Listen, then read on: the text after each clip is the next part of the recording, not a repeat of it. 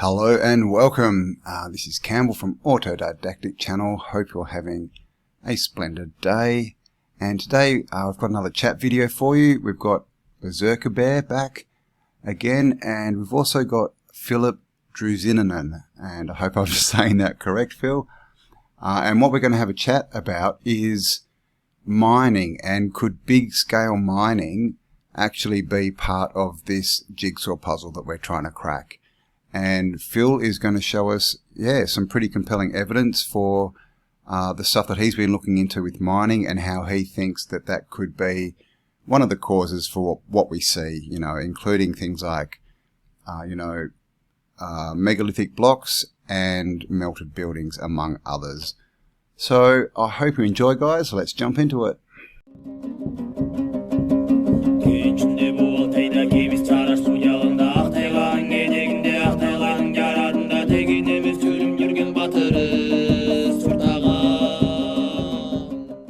So where are you from, Cambell? What town? I'm in Perth, Western Australia. Oh, are you walking upside down there? Yeah. It's very confusing. I just fed my bears, so I'm all ready to start. You're ready? Yep. First, I want to say thanks to you guys, Campbell. Obviously, big fans of you guys. Been for a while. Phil, pretty much you guys got me into this whole topic of research. Ruined your life. We all kind of may have rolled in here in similar fashion with the interest in the megalithic, and you two and Michelle were a couple of the first guys that I started watching, getting interested in being a child of Discovery and History Channel. Caught my eye, and about a year and a half, maybe 2 years ago now. And ever since then, it's been kind of a deep dive, as I do, trying to find out the fundamentals of everything, right? And it's just what we see and what we're now beginning to see, or what we think that we're seeing, or trying to put stuff together, is what fascinates me. And the field that we're in and what we do, for me, I don't see it stopping anytime soon. I think stuff like this needs to happen more. And again, I'm very humbled that I started out in this, a year ago, making videos, and now I'm talking to a couple of people that I look up to for a while. So I really appreciate that. Thank you, Campbell and Philip. I wanted to get that out of the way. And this type of stuff is how we move the research forward, professionally and respectfully, having conversations like this. So number one, thank you. And number two, what I wanted this to be is kind of like throwing ideas around, and not necessarily planting any type of flag in anything, or, I don't want to make any claims, if you will, but we're looking at a bunch of different stuff, and there's a bunch of different people looking at a bunch of different stuff, or even the same stuff, and seeing different things. And I just wanted to get the ideas of what we think that we're seeing across the spectrum of what it is, what you guys think it is, what I think it is, and just talk about what it is. We'll get a grand 100,000 foot view of what the main points of is it melt? Is it trees, titans, like I like to say some of it is? Mining. Is it mining? Which I lend credence to. Philip makes a great case for that. So we'll get that kind of general sense. And then we'll kind of zoom in down on like whether, mudflood, what it is, types, causes, stuff like that. So I guess I'll start off with my opinions on what we're looking at. So in my opinion, I think that we're looking at a bunch of different stuff. I think some of it does look like it's melted. Maybe not necessarily melted red brick. Oh, we could also I'd like to talk about red brick as well at the end, what you think red brick is. And that. Yeah. Do you have any examples of what you're talking about? Because no. So what we're going to do right now, well, we could get into that examples, but I want to give a general sense of, let me just get into it right now. So I think that some of it looks like it's melted. Okay. Some of it looks like it might be petrified trees. Okay. And I'll give examples of, so our listeners can go to these places and look. I'll give examples of good channels that I could back up what I'm saying. So for example, I think it's a little bit of all of it. I think some of it is melt, some petrified trees, some might also be petrified giants. And I think some of it might also be a little bit of mining. What I struggle with as far as the mining, I guess, Philip, is like the massive scale of it. Like, because what would, I understand the till and the mining, the talus from the mining are the piles. They do look like mountains, or like a spoil tip, which is the slag from mining.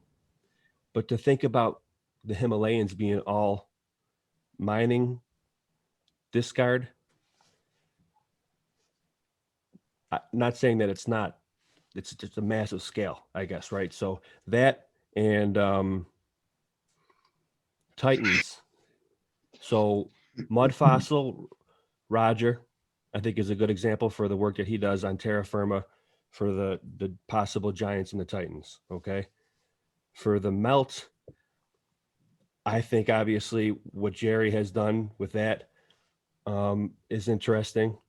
I like to cite a little bit more a Tartarian meltdown. He likes to think everything is melted. I disagree with the fact that they think everything is melted. And then for the trees, I'd say Wise Up is a good example to go to, where he does side-by-side comparison of petrified trees and what rocks look like. So I think it's a mixture of all. And I'll go from like Petra, for example. I'll cite Crow 777. This is an idea I'd like to throw out there. He says about Petra, I'm not saying it is this, but he's thrown out the idea that it looks like somebody's gone out there with a type of tech and just was messing around with it, seeing what they could do with it. So what do you guys say about that? I'll be quiet and listen. Yeah, I don't know. Whoever is trying to present anything should present it first. And we call it in Russia, heard the bell, but don't know where the sound is coming from. You know, it's like, it's just general research. We should look at examples, man, and try to work over each and every of you. Should specify them in certain categories, right? Like, you think it's melted buildings, right? You show the evidence. Or you think it's giant trees, you show the evidence. I think that would be a better discussion if we start, this type of examination of the evidence and then exchanging the opinions, because all the comparison research which we are trying to do right now, and all the people before us, before you just mentioned Roger, Wise Up, or whoever started doing that, and they are trying to do comparison research because they are not biologists, they are not doing any lab tests or anything, or they can use some that were not done by them. But if they are not doing it, they're just doing the visual monitoring and evidence comparison research, nothing else. So that's why I always stick to actual evidence and trying to compare it and categorize it in certain clusters of information, which we can skip step by step, I think. I hear that, and what I'll say about that is, great point, but we don't have like 5 hours to do every single example. I'm trying to get a general. Yeah, of course. Trying to get a general assessment of what you think we're seeing. Do you think it's melt, trees, Titans, mining? I know you say mining, so why is it mining? And yeah, I can go over with my evidence and start with mining. How about this? Then I've got some. If you had to paraphrase it in a paragraph, explain why you think it's just all mining, I guess. Well, we should, hang on, I've got a couple here somewhere. There you go. Okay. I don't know if you can see anything I'm showing right now. Oh, okay. You've got the screen. Cool. Yep. Yeah. Awesome. Okay, let's see. There's a video I've just made. Oh, let's see. There's another channel.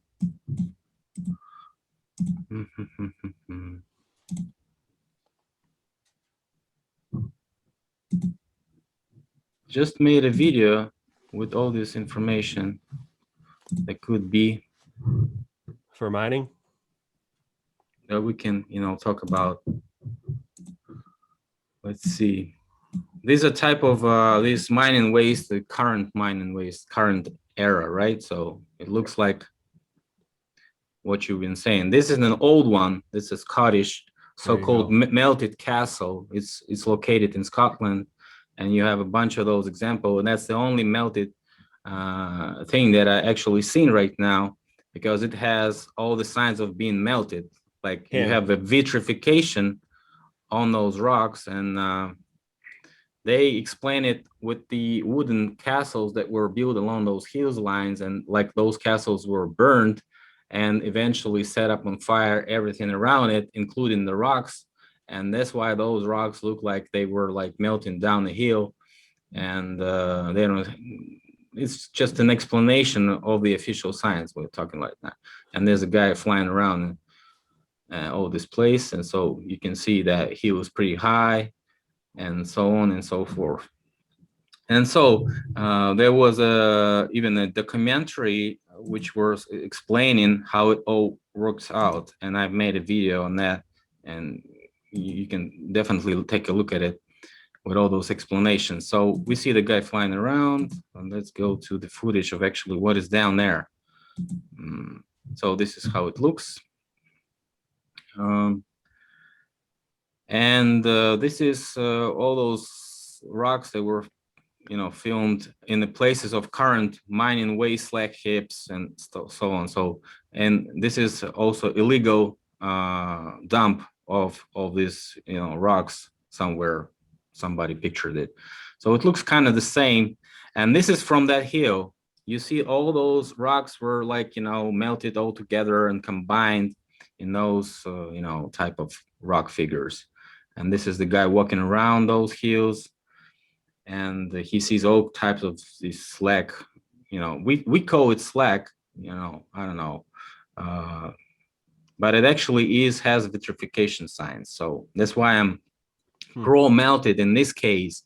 But how it was melted, how those glaze type of structures could be formed on those rocks, although the rocks are not, the same composure. You see those different bubbles in it. This is the modern example of how they dump all this stuff, all these melted ores downhill, and it looks pretty much the same. Notice it's on a railway. Yeah, so they use it the way it goes like this. And this is similar to what we see on volcanoes, because volcanoes also have preheated structures. Wow. An official explanation is all this stuff getting preheated somewhere down there, and it goes up there with all this pressure and all this stuff, and sometimes even explosions and lightnings. But we are not talking about volcanoes right now, although it's similar in a look. But what I'm trying to say is all these melted things could be just the mining waste, and could be the ore from certain metal production that could be located on those hills.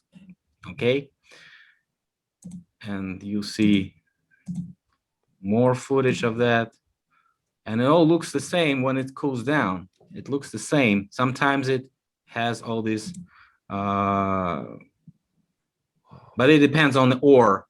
So it depends on the composure of certain fluids that they melt. If it has more aluminum in it, for example, it has more gray color. If it has iron, when it eventually dries out, it's gonna be more rusty, reddish color. So it depends on the structures that they actually use in those metal production. This is the waste. So it looks pretty much the same as you see on those hills. And for example, are there any places on Earth where you can find those, chemical figures, chemical objects, chemical looking objects? Yes, you can find them in Egyptian exposures in museums. You can find those structures in Egypt everywhere. Those, structures could be used only for one purpose, for chemical plants. And this is the picture often shown, but they don't show this stuff on the left that it has a door on the left, so it has more steps up there. And they only show this picture when they talk about melting. But if it could be all melted, why all the walls are not melted also, right? It could be used for technological purpose before decorating. And it could be just a channel like this from the Giza Plateau for fluids to flow in a certain direction. Why does it have all those pipes and over here? All those basins were underground, and they can be used for chemical production. What is that? Osiris Temple? It's a Giza complex, man. It's near the Nile, I believe. It's near the. So this is the screenshot from Olympic opening ceremony in London. Wow. I'm gonna show a little clip from there. So this is how it looks. People starting to appear. Maybe this is not correct order, but all this, they have all these hills on the top and terraces of, you know, quarrying, looking like quarry. So this is how it was starting. Just a tree on a hilltop with the terrace or something, maybe like a little mining site. The same thing like you have on those Scotland hills over here. Can you see that? Yeah. The same structure. The Grange. This is how it was started. Like, yeah, like the villagers or whoever were living below, they started to watch, and then the drums pump up. Drums could simulate machinery and working sounds of something from underground.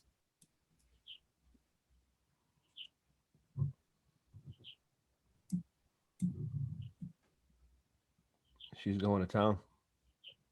There we go. Okay, now this is what People coming from underground.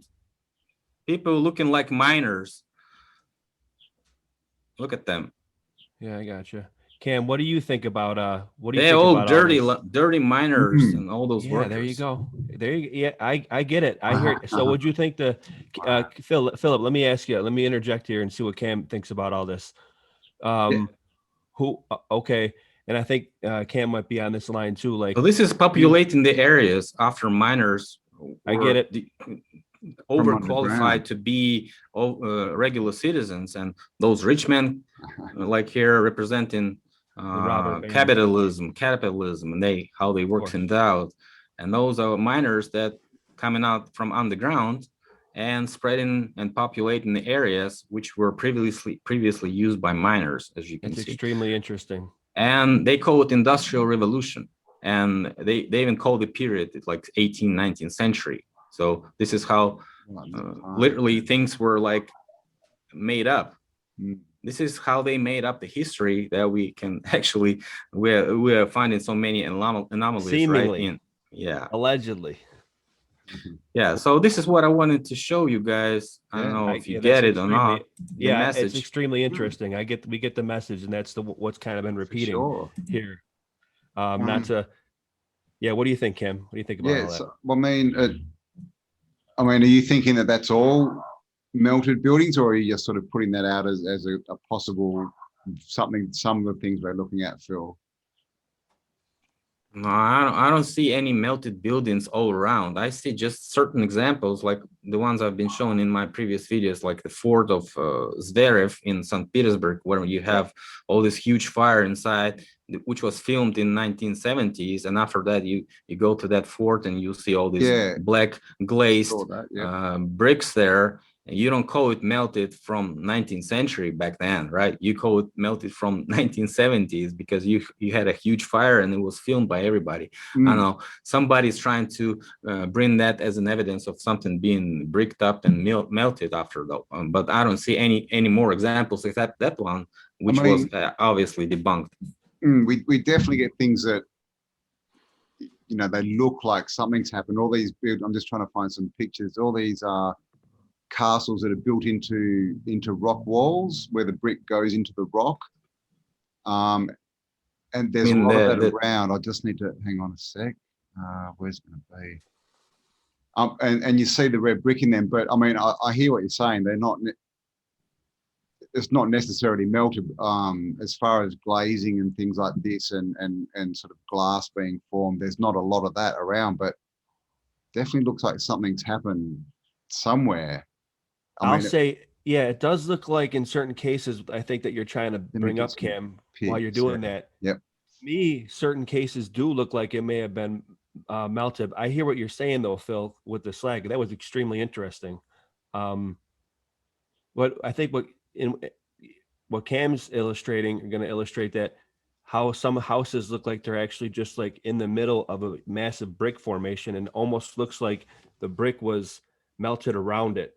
I'm not saying that that's what happened.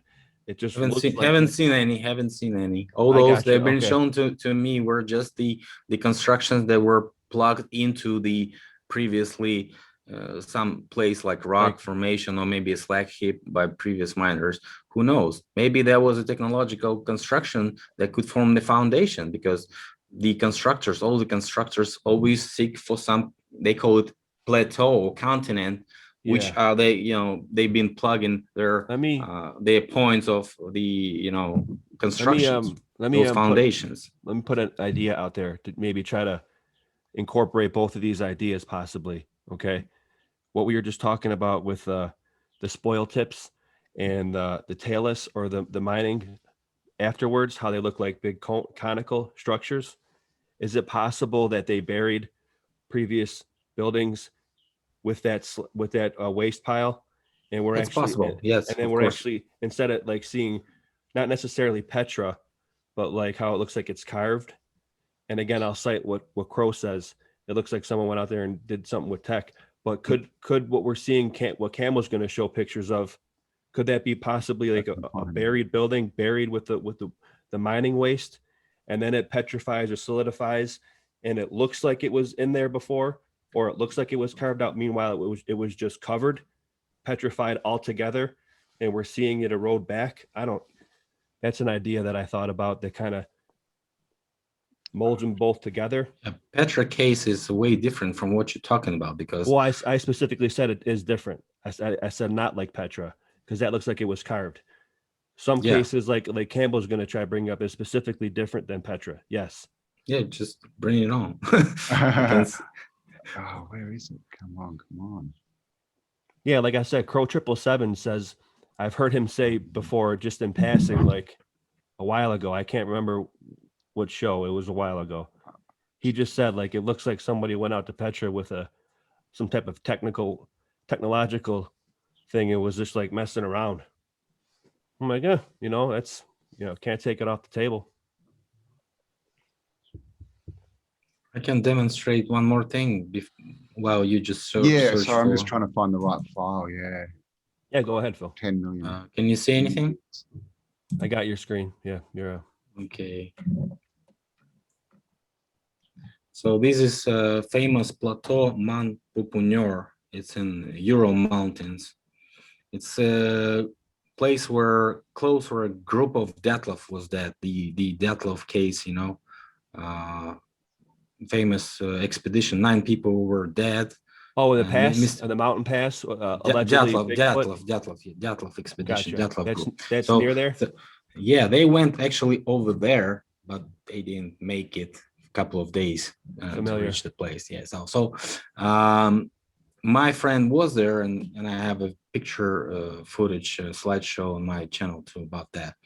And so the geology science calls this fluidoids. So it's like fluidoids is like a mud or something that came from underground in certain form and was frozen or petrified in some way and somehow, and it looks like this. And they explain it, this particular case, they explain it for being a huge ice there, layer of ice, and inside of that layer of ice, the preheated mud came up and made this way up there and crystallized due to the change of temperatures, like ice and the preheated mud clusterized, and what we see right now. Like it was bubbling up into a glacier, into the bottom. Yeah, under the glacier, and that's how it made its way up, and then it got frozen, petrified, whatever. So that's fascinating. This is how the geology. This is the granitoid.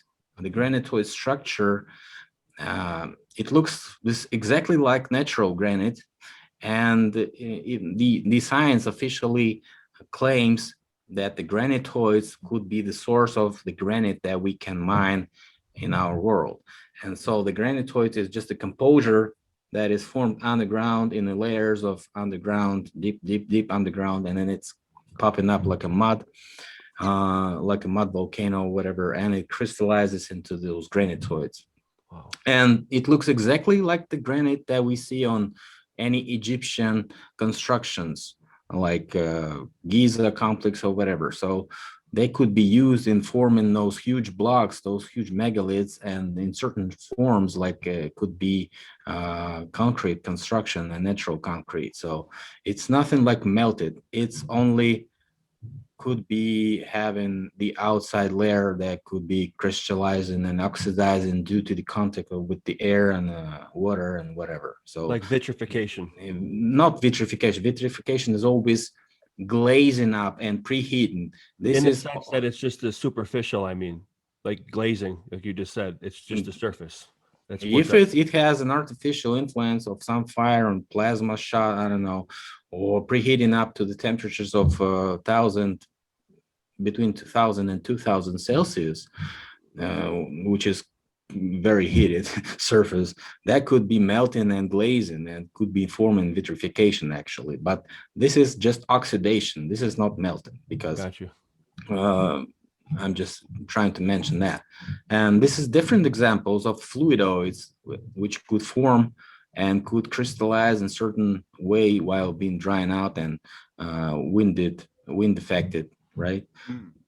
Interesting. So yeah, you know what, that reminds me of what you're saying about the other pipe. So this is explaining those huge amounts of block type of structures that are falling around in Siberia. I've also been shown that no, it's just also crystallization. So this is how these fluids crystallize. And they look like blocks and being melted or some type plasma affected, but they are not blocks, because they definitely have a random shape. And if those would be blocks, they would be very hard to construct in this type of way, because you should be producing hell lot of it blocks in different shapes, and it could be puzzling up together, just crazy amount of job that could be shaped in rather certain forms, like squares and whatever blocks, like bricks. But this is not that way. This is just random crystallization of those fluidoids. What do you think, Cam? What are you thinking, Cam? Yeah, I mean, I mean, that's the thing, that's how that is how rocks and these have been shown like Russian megalithic structures by many people, and they just showing this footage all over again. And although I'm talking about it like it's mining evidence, nothing else. To me, though. Looks like it could be but it's been presented as a Russian miracle, Russian megaliths, but it's just crystallized fluidoids that could be actually the drilling points of previous miners that could be not holding up the logs and erupting from the time. So you can see that one, that one there, you can tell is not man-made, it's too erratic. But some of them you see, like, so with the actual, I mean, in that one too, but with the megalithic structures, what do you think? Do you think they're the same kind of thing, or do you think that's just carved big blocks? Or when you have megalithic construction, you definitely see those similar shapes and forms, although sometimes you have some type of structures that could be locking up together just to not be moving, and you don't see the rebars that are inside of those blocks, because like they could be rebars and they can be set up together like some Lego construction, so they cannot be holding them together. So but how could this be possible in those technologies that the officials telling us they had? There's no way, right? There's no way that could be moving such huge blocks. But if you do concrete production and you pour some mixture of fluidoid composure that you use as a byproduct from the mining, that can easily add things up. And the logic is simple. You have the production of mining and you have the byproducts that you can use for constructing huge facilities, like chemical plants on whatever purpose. And you just do it because it's obviously easy to do. You have the products, you have the byproducts, and you have the funding of all this, budgeting of all this. This is all makes sense when you talk about mining and budgeting and selling something to somebody and making profits. Yeah, and that's the only way you explain it. Philip, So you can what also about use the things like from the stone dredging. of the pregnant woman, like that, and there's another one in Egypt, I think, isn't there? Like big massive blocks and things that are still in the ground, they're only half dug out. Have you seen that? The stone of the pregnant woman, it's near Baalbek, I think. I don't know. I'm just ready to discuss any examples you guys. Yeah. will No, show I've to got me. a pic of that. Hang on, let me share my screen. The unfinished obelisk. Yeah, that's the one in Egypt. I haven't got a pic of that. Let me. Now I've got to go back. Where was I? One sec. So yeah, But yeah, no, I get what you're saying as far as them being poured. I mean, that definitely makes sense. You know, if you could. And this do is it. how you elevate stuff up there, all the way up to the top of the pyramids. It's very simple to pour up the stuff from the top. You know, use pumps, use pressure. All those laws that they have, have been invented since way back in the days, is what official says, and that's the only way you can do it. These physical laws that everybody could use, and the simple engineering skills that the ancient people had. Okay. Let me lay a seed for going forward. We'll get the examples that Cam's bringing up, but I'm going to lay the seed for the next question, or for Phil.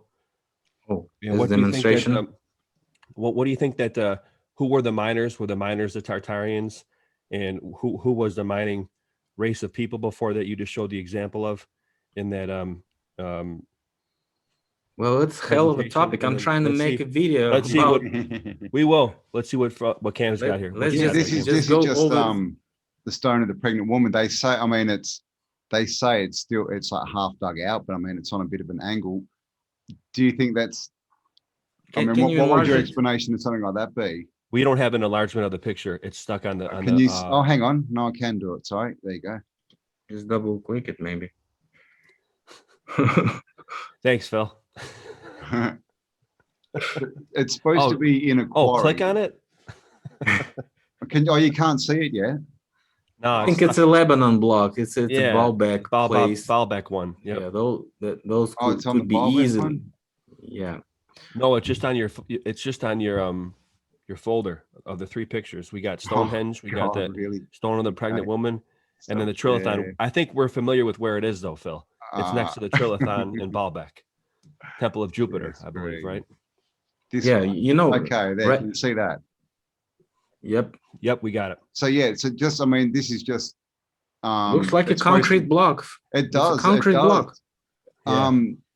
I don't think I've got the bigger picture, but it's supposed to be in a quarry. Like they show the edges as, I mean, that's the trilithon there.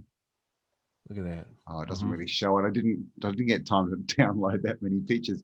But they say that that's in a quarry, but like you say, that does look. Yeah, do you know how they form those blocks? They use clothing, and all those marks that you see right now is just because of those clothing. They used this simple thing to separate the wooden encasement from the concrete, and that is clothing. I think I know what you're saying. I seen a picture of it, Cambell. I'll explain it to you. Are you familiar with those like canvas bags that are like in a canvas? Yes, it's canvas. Of course. And they're like square shaped, right? And they stack them next to each other and pour the concrete into it. Yep. And it effectively makes a wall. Oh yeah. Like sandbags almost. Yeah. Yeah. So Philip, I seen that picture that you shared before, I think on your IG. It would make a wall that looks similar to Sacsayhuama, effectively. That's what I was thinking. But what I question there is, like, for example, the 12 angled stone. You wouldn't be able to get 12 angles, and like you said, some of them are notched together in such a way that you can't move, but there's no rebar. The question is, sometimes you don't have the block itself. Sometimes you just have the clayster that is rubbed on those blocks, and it looks like a rock, but it's not a rock. I got you. The facade. It's just the masquerade, you know. Yeah, that's rough though. I know. I seen this that. is how you Also- attract tourists, and this is how you make money. Follow the Phil, money. think about this though. Phil, think about this. That could be a retro thing where they were like, this looks like that, let's put it out there, so they think that's how we did it. I thought about that, dude. You know what I mean? Like, they could have just laid that out there, like Matt from Quantum of Conscience says, a piston breadcrumb, you know. But it does look like it's a possibility that could have been poured concrete. And I hear what you're saying too. What they're using as the mining material, the slack from the mining material, also from the dredging, the excess from the dredging, they could have used that as concrete to what we're seeing as the mud flood. It could be a mix of the radial patterns and using that as backfill. I got an idea that says that they were using the quarries outside of Buffalo as backfill or a place to dump it all. You know, the original railroads from Buffalo are out to the quarry in Batavia. Very interesting. So yeah, I hear that. Absolutely. So yeah, were the Tartarians giants? Was it possible that they were giants that were doing this? We've talked about that before, Philip, and that's another hot topic with the old world. Is it possible that they were moving this stuff because they were a little bit bigger and had more leverage? I don't think it has anything to do with the size, actually. Because you can pour. So there you go. That's your answer there. What about using these massive blocks? I mean, does that? I mean, I understand if you're making a huge building, but it's still a lot of work to make a huge block rather than to make lots of smaller ones. As far as yeah, I'm just gonna show it to you how it's very simple. It's not hard at all. Just let me screen share again. Drop it, Phil. Let's see. And so, do you think that, like what we call megalithic, the big blocks, are the look same at this. civilization as the red bricks? Look at this. This is self-moving hydro monitor with the distant remote control. It's maybe 60s or 50s technology. Cambell, this is what they where they squirt the hose on tundra and it melts off, and how they find the mammoth tusks. Yeah, ivory. Yep. This is what they use, hydro monitor. This is an old one. That's a very old one from California. This is how it looks after. Wow. See, that looks like somebody would call that melt. So there's other people that will call that melt, Okay. This is the famous, I don't know, chimney rock in Nebraska or wherever. So also very interesting, but it looks like it was just hydraulic mined to that size and left by the miners so they can calculate the actual amount of the mixture, because they only show it from this side, but they don't show it from this side. As you can see over here, you see the whole pile that was actually previously mined, also like this chimney rock. And why it was stopped there? Because the ore was done, and you don't have to do it anymore. When the ore is done and there's only clay left, you don't do it. Okay, this is how they do it. But they show you only this picture, so you can see, that is something that was melted or something. I don't know. Or you can see this one also. There's a bunch of structure there. It's a good case. It's very, very plausible. So are those bits that are left, are they like harder material, or are they just left them? Or is simply the composure of some, for example, gold inside of this clay mass, and they rip off the clay mass around that ore, and ore is falling down in the flood, and it's going to some reservoirs like this, right? You can see the scheme. Man, I'll tell you what, it makes me think of, I associate everything with movies, and this might be good for the listeners to look up to, because I was watching a movie a couple months ago. It's kind of a truth drop, I'd say. It's called Mortal Engines, and there's a lot of old world Tartarian tech, antiquitech in that, and the predatory civilization or the moving cities were going after a smaller Bavarian mining machine. Okay, that's the land around that. I thought of you, Phil. That's the landscape around that side. So you can see everything was flowing from that place around, and that could be explained in the mud flood. And I'm not saying each and every city was built on a mine or previously Starford building or something, but it's definitely has the evidence of something was flowing there from that direction at least. And John Levy had a bunch of video that he was trying to present something was flowing from certain direction, and you can see a lot of those landscape. But if you go to those places, you find out that there was previously mined place. Interesting. Okay.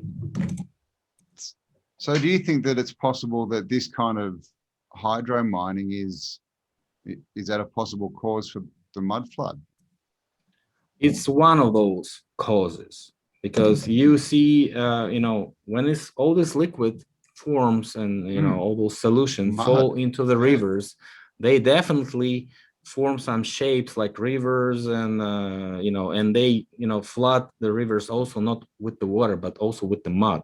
So when the real flood is going on, like huge rain or something, or I don't know what can happen that can flood the area, you see a bunch of those rivers flooding and going from the shores. Think about it. If you're doing it on that massive scale too, you're going to geographically change the area, and heavy rain could literally, where it didn't before, flood an entire section, because the runoff of that is literally terraforming the area, right? So you're literally changing the undulating terra, if you will, with doing stuff like that on a massive scale.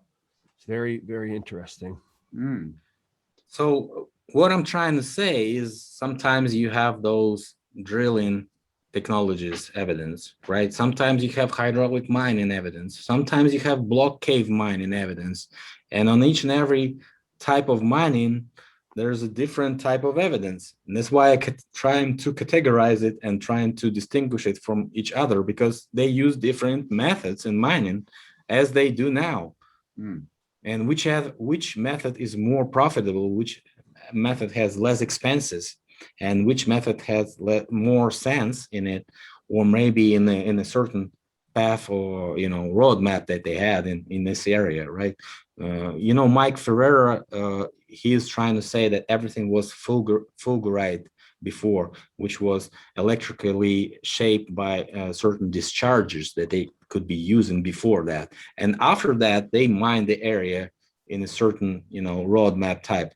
That's why you have a bunch of road networks and railroad networks popping out of nowhere. That was your last guess? My last guess. Yeah, he's very onto this idea, but you have to distinguish each and everything. That's what I'm for, and I'm trying to say I'm not that fast in making such conclusion that everything was discharged, although it looks this way. But more efficient methods come after less efficient. Less efficient methods come after more efficient methods of production have been used. That's why you can see different evidence of different stuff in the same area, although it could be in different periods of time. But what I'm saying is everything of that was before the previous reset of 19th century. And this is my idea. That's how we, trying to make it possible and explain it at least.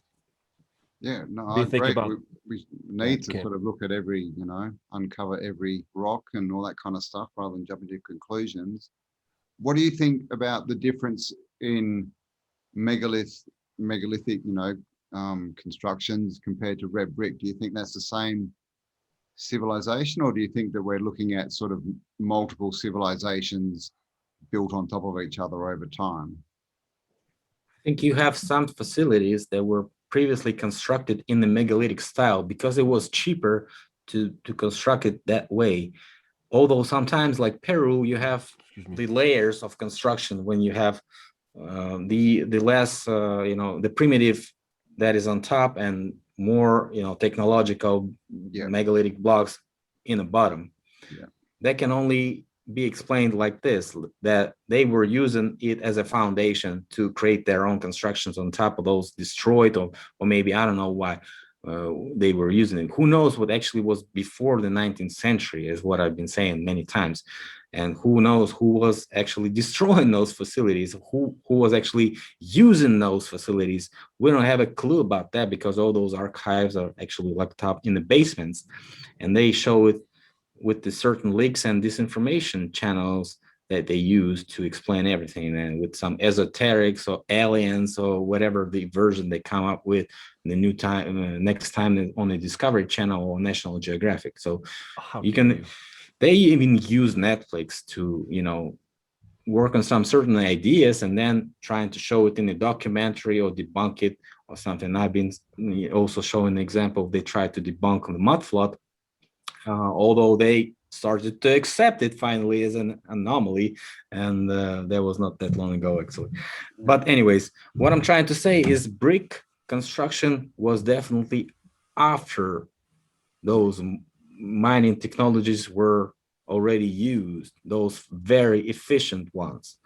Brick construction started to be using the clay of a source of a constructing material, right? Because the clay was everywhere, and you can use it to construct from the bricks, because brick production is not very technological, as you can see. Each and every person can establish his own home yard brick production right now if he knows the certain principles of brick production. But what we can say for sure, that the 19th century bricks were far more solid, and you can even use them right now. Some people even sell those bricks. They clean it up from all this concrete mass and all this dirt and use them and sell them, and they can be sold even right now. People buy those bricks for decoration, for even constructing some certain facilities. I don't know, but actually those bricks are very solid, and they can be used even now after hundreds of years being used before. So that's an interesting point that rounds me up to kind of like the last thing I was going to talk about with the red bricks, and that we kind of organically organically stumbled upon the red brick thing. But that's only this part of the answer, because the other part of the answer, if you have a mass scale brick production, you cannot explain it with any type of manual production methods that have been shown in those Wikipedias, like they showing us those primitive production, and trying to explain it with large scale amount of brick construction. This is ask you, Phil, unacceptable and unexplainable, because if you try to research the large scale brick production, you find out that it's a very technological process, and it cannot be created this way to hold on for years without knowing all those physical rules, properties, having all those preheating systems and all these chemical reactions that you use to combine it with the mud and create those bricks in a certain way that they can be holding off for hundreds of years. Very, very interesting. I agree. So I think a question that some viewers may have, or something that I think is interesting as well, Campbell, I believe too, speaking of the red brick and what they're made of, especially, anybody could do it, right? But what's interesting, and an anomaly that I find, is that it seems that the red brick that we speak of and see as building materials that are very sturdy, I agree, could be very old. Anybody can make them. What stands out to me is that they all seem to be the same size, from the tunnels underneath Niagara Falls to red brick structures in New Zealand. And that speaks to a common measuring system, at least, which speaks to a common, old world possible, at least communication amongst that type of distance. What say you about that? And I know you've had videos previously about the makeup of the red brick. I think what's interesting is that they're all the same size across the realm, allegedly. That's one question. Well, the modern bricks have different size from the bricks that we had in 19th century. 19th century bricks are a little bit longer, and they have, they can be different, of course, because you can find different types of shapes, and they are not all the same size and exactly the same size. This is not correct. I wouldn't say that, but probably in some certain countries, they could have the certain size. But what I can say is definitely bricks were created for a person to move it with his own one hand without using the other. That's the size that we can definitely agree on, and that's definitely the priority, the privilege of the brick, because it can be moved with the hand of a woman, it can move with the hand of a kid, and it can be moved with the hand of a construction worker. Very easy. That's a great point, Philip. I wanted to illustrate the size of that. That was a railroad nail, okay? Very fairly common size type of deal. And this is the red brick that I think is the most common size and that you do see across continents effectively, you know, that common size. And you find these in backyards everywhere type of deal. But that is a great point, Philip. Good answer. What do you think about that, Campbell? Yeah, I mean, I guess the main question is just the absolute scale. You know, it's just like there's one starport in the US that's got 16 million red bricks. And so obviously we're talking about mass production, you know, as far as people, you know, having a little wooden rack in their backyard, that's not going to work. But what I think about is how did they lay them? Because these were all laid on mortar beds. I mean, when you think about the work that would go in just to one city, and when we know there's hundreds of cities, what do we think that, I mean, because do we think that they were hand laid? Or is it, I don't know, because it's just like if you had the technology to design and build all these buildings, would you really be laying the bricks by hand? Do you think? So my question to all those who ask this question and the other questions about that, my question is, where all those blueprints of those buildings? Well, that as well. Well, that's what I'm doing here in Buffalo. How in the world do you construct those buildings without huge amounts of, you know, material, of those papers and all these explanations that you're supposed to transfer in the minds of those who actually do the work? Well, you don't have those, right? So if you don't have those, then you cannot explain it with the general explanations, right? And first of all, you don't have actual design anomalies explained by now. Nobody has them. No. Because, you know, you don't construct such huge construction just for praying, for example, or just for listening to music. I don't know. You have to, you know, be efficient not only in using the space of the building, but also using its heating system, right? Because sometimes it's getting cold, and how do you heat all those huge facilities? Why don't you have an insulation layer sometimes?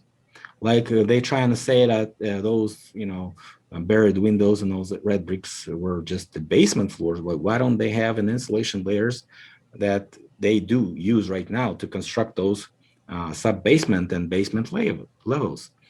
You have to use those insulations. You don't use the windows that have the window ditch in front of them without insulation, without thinking about something that can flood it, like a rain or something, like a snow, or all this dirt that they can compose there. You don't have enough, you know, sense in it while constructing it this way.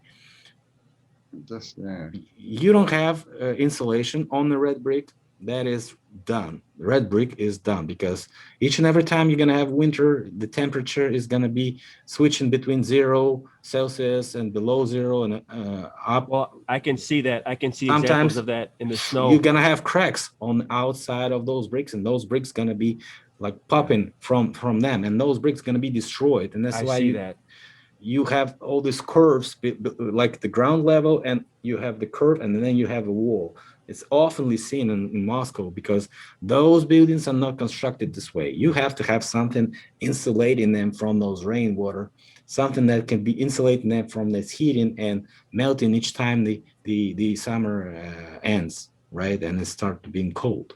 How fitting is that? I asked Phil a question about the red bricks or whatever, and it's just like, as in with all of us researchers, you get more. He asked me a question about more of the fundamentals of it. It's like, well, what about this?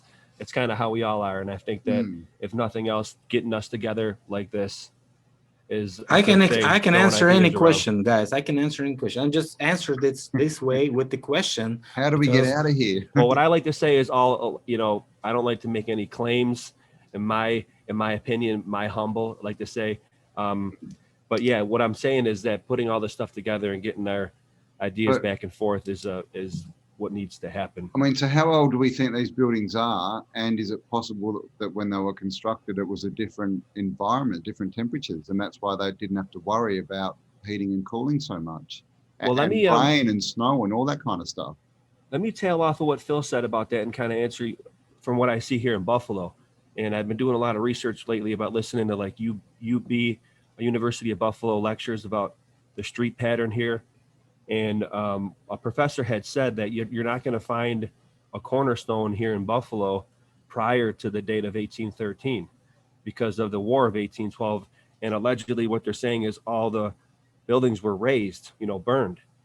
And I do see that the old foundations, that these buildings allegedly, or the ones built after that, were built on a foundation. So, and that's an anomaly because. Yes, it is. It definitely is an anomaly because it indicates, like, to echo what Brian Forrester says about the megalithic, to see different forms of construction is, yes, different cultures effectively is what he says. And I actually see that. Whether or not they were leveled and built after 1812, that's not necessarily, it seems like that the mainstream is saying that, but it is an anomaly, Phil. It is. Yeah, like, you don't use something before. You don't use something that was abandoned, that it was not maintained in a real life for certain decades or something. I don't know, after it was destroyed by somebody. You don't use something that is not safe for the future construction, because that's total waste of money and time. If you build some construction on it, you depend on those foundations that were somebody built before you, and you just use it for building something new, just trying to pretend that it's so safe there without doing any examination, without also any stuff. If you have the proper timing and planning for construction on a level platform, you don't make holes or windows where in a climate you're going to have snow and melt and thaw. It's just not, in my opinion, how it's properly done. And those constructions are without any insulation, right? That too. And the point about the climate change is very, acceptable by me. I think it's highly likely that we had a different climate before. Very highly likely. I tend to think that too. Yeah, like old pictures that you don't see of like winter and stuff like that, and how do they heat these places? Yeah, you won't find any picture of winter before the 19th century. Isn't it bizarre? I mean, painting. You won't find. Yeah. There's a guy who was walking in one of the biggest Russian museum, and he was broadcasting it live, and he didn't find any picture before the 19th century of somebody depicted in a winter or something, playing snowballs or something. Super interesting that niche of this research is because when I was doing the basilica here in Buffalo, the Father Baker, whatever, how they said that they built that from scratch, that massive marbles and imported from Italy, and the architect, who wasn't really here on site, who was doing it, came into Buffalo to oversee the air conditioning system, because it gets hot here in Buffalo, and they're importing marble from Italy and quarrying out this massive stuff, and the air conditioning system, a block of ice on a table with a fan blowing over it. And that's what the architect came into Buffalo to oversee, that process. And I'm like, it's just mad, isn't it? It doesn't add up. Literally you're going to import marble from Italy, but then use a big chunk of ice on a block and draw a fan over it and use that and say that's the AC system. It's doesn't add up. It's mad. They weren't built for this climate. But another thing we don't find any, plans or schematics, but we don't see any, warehouses and distribution centers. Because when you're talking about cities and all this material like glass, bricks, mortar, cement, everything, the wrought iron. I mean, it's not like you just bring it from the mine straight to the building site. This stuff's got to go. It's got to be produced. Then it's got to go to a holding place, and then from there it gets shipped out. But you don't see. There's none of that kind of infrastructure either when you look at these, buildings or these cities. It's. Well, I'll tell you what, Cam. It seems like Buffalo may have been a hub for that in the New World. To be honest with you, from Buffalo to Niagara Falls to Lewiston, the lattice of railroad and old industry. I got a couple of videos on it. The industry around here was unbelievably all red brick, old industry buildings laced with the churches, laced with the railroad. it is very thick from here to Niagara Falls to Lewiston. It's like a triangle trifecta of possibly an old world hub That's of where that industry cement comes for from, that. isn't it? What's that? Is that where that cement comes from? There's Portland. It was Portland cement. Portland, that's it. Portland is a West Coast, man. And I think, Phil, they were using a lot of the dredging material from the river, which we can go over on a video next if you want to do it with me. Yeah, definitely. If you want to use the river system, you have to dredge it from time to time because that's definitely and then they would case. use that sludge they could use that sludge or that slurry for already pre-mixed backfill. Think about that, Cam. You know, just dredge it from the river, and it's already a good pre-mix. You know. Just but another thing is, as far as the mud floods, I mean, you know, if you're talking about, you know, a lot of people talk about the Great Flood and that, and you kind of think, well, if there was a Great Flood, is, you know, how much dirt is it really going to be dragging in? Is it going to drag in, you know, 15 meters of mud? Probably not. But if all the rivers and canals were full of mud that had been dumped in there, you can imagine if there was a flood, that stuff would just straight up, straight across and just cover everything, wouldn't it? Boom, possibly from the mining. The problem with the Great Flood is if you have a salt water in your oceans and in the seas, right? And that's the majority of water that could be actually used by this Great Flood. Yep.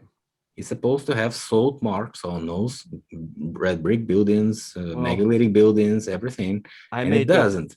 I may defer there. I may disagree there. If it came down from the firmament in the heavens, I would think that would be clear water, in my opinion. But I hear what you're saying.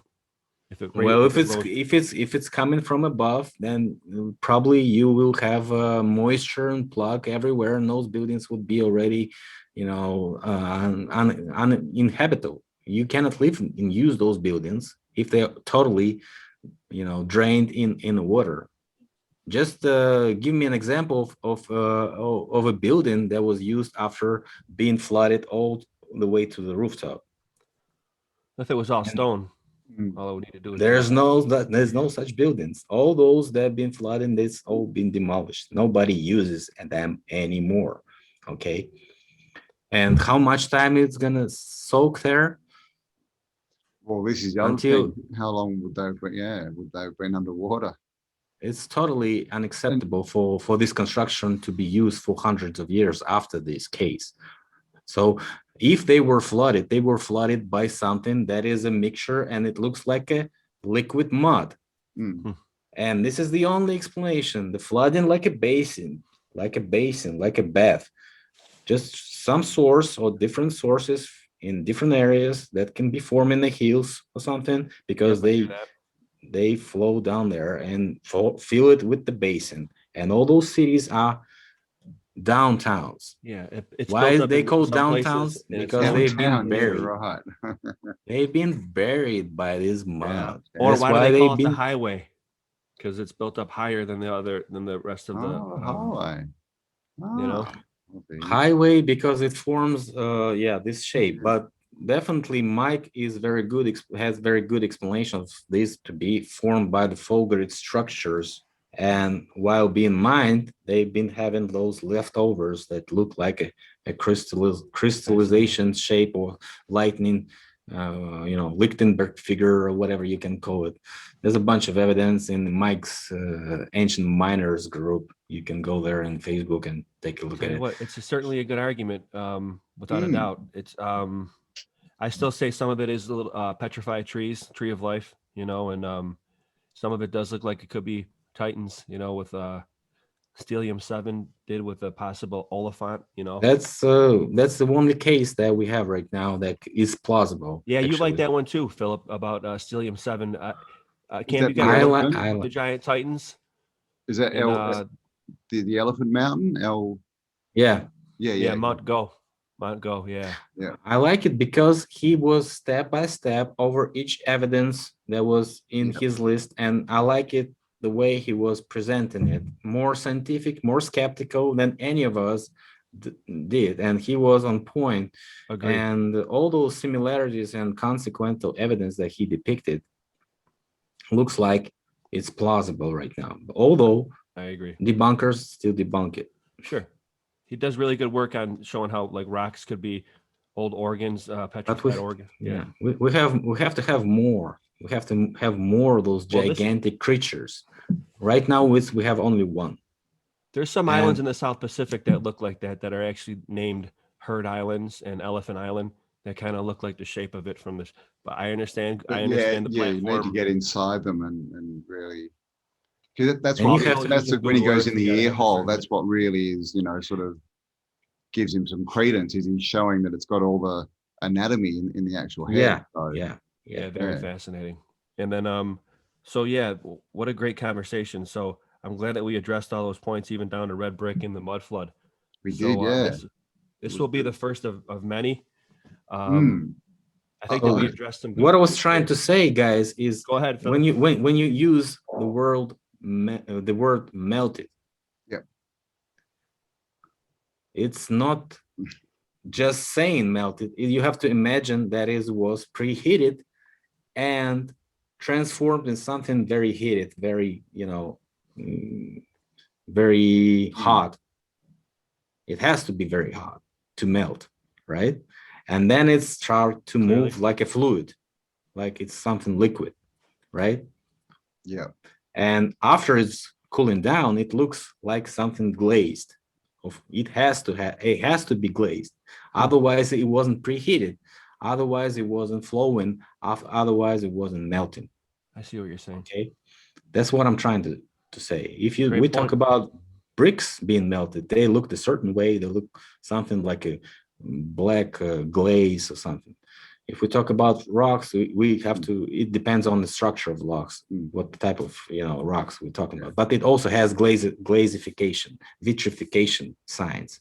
And many people repeated that experiments, even in their home yards, and it always looks the same way. It looks a little bit glazed. Yeah, gotcha. I'd agree with that for sure. That's definitely a little true. sheen to it, a little sheen.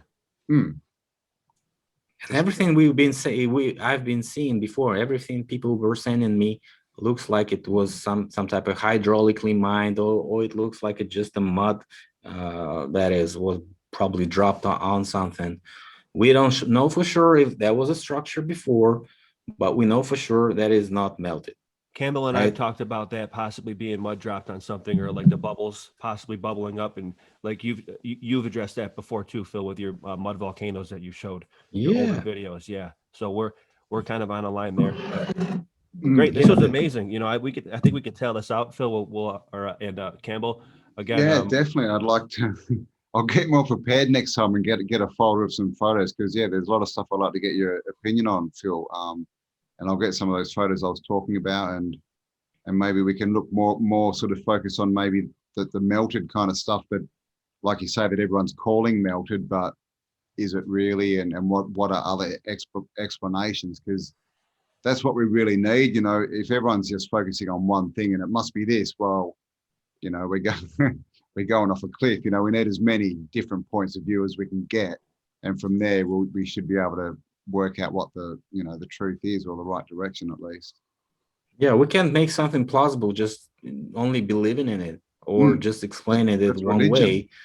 Yeah, that's definitely, that's why I'm saying that it has to be repeatable.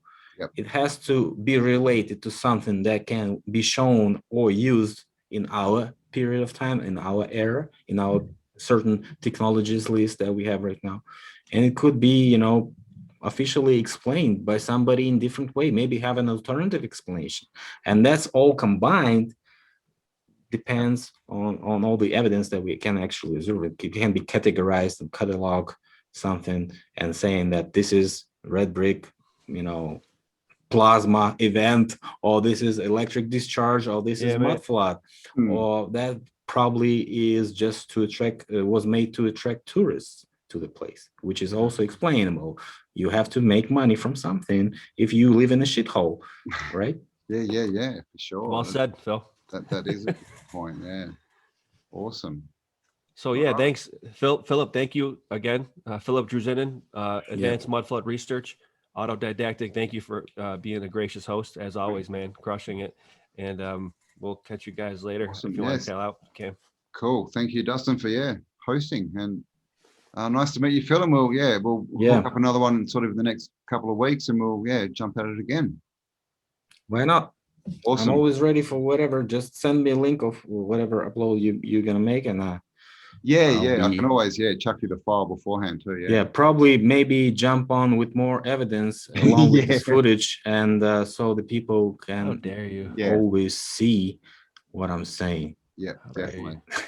Point Thanks for taken, mate. I'm I'll gonna get hop on out. I'm to gonna it. get ready for work, guys. Peace All out. right. Yeah, see ya. Cheers, Come on, guys. right? See ya.